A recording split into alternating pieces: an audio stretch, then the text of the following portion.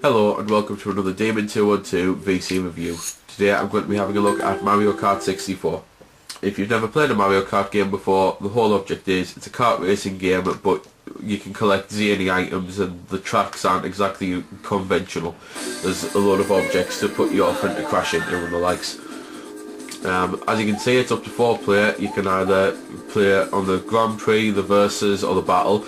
2 player can play on the Grand Prix, only 2 player though. The 4 player and 3 player you have to just verse each other, so it's only 3 people in the game and only 4 people in the game. So it's something I wish you could play Grand Prix with all of you, because then you can at least race against computers as well.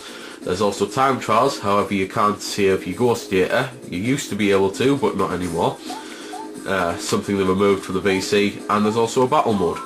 Battle mode is just simply, there's 4 different arenas and you have to kill each other. You've got a certain amount of health, a certain amount of hits, and you have to hit each other. 3 modes of difficulty that increases the speed of the game and also the difficulty.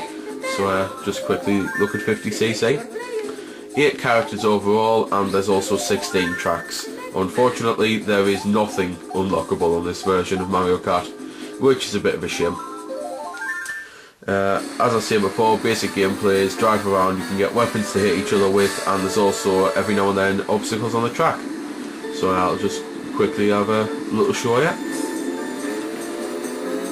You can do little hops, and you can also, once you get better at the game, learn how to do power slides, which will give you a bit of a turbo. Basically, as you go around the corner, if you hit the oh, I'm finding it very hard to do now. There we go. I've now got the smoke coming behind us, and by bashing left and right like a madman on the analog, then when it turns to a dark orange colour, then you release it and you get a tiny little turbo. Here's the items. Some items you can hold behind you and they will protect you from items that get fired at you. So with the bananas, that's usually the best thing to do. There's loads of different items overall. There's things like invincibility, so that you can pound around the track without getting hurt. There's lightning, so you can shrink everyone so they go smaller and a lot slower and you can run over them. Bananas, as you can see, to drop behind us hazards or to just hold on to, shells and the like. So quite a few different weapons, quite a bit of variety there.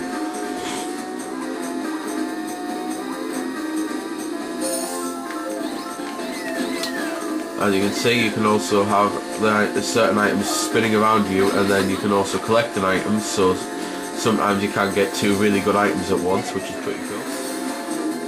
As I was saying, the multiplayer on this, you can either play 2-player Grand Prix, which is what I'm doing at the moment on 1 player, but obviously you go into split screen, you've got a friend, so 2 of you and 6 computers can have at it.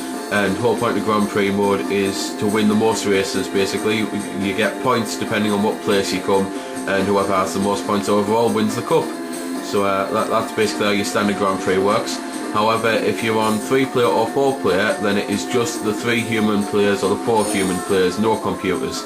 And quite irritatingly, if you've ever played a Mario Kart game before, as far as I'm aware, this has never been in a Mario Kart game before, and I don't know why it was added. You now have the bombs driving around the track, chasing after you, blowing you up, which is quite irritating. It's a load of me friends who play the game absolutely hate it. I hate it as well. I don't see any point for it, to be honest. There's no need for it. It just really ruins the gameplay. It's the one thing that would really put me off recommending this game to anyone.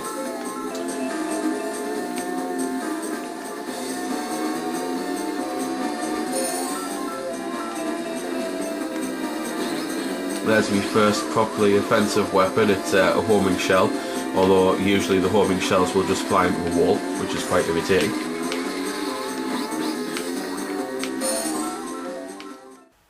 So there we go then. That's been the review. I hope you found it helpful. I don't score the games because that's based purely on opinion, so instead I'll leave you to make your own mind up.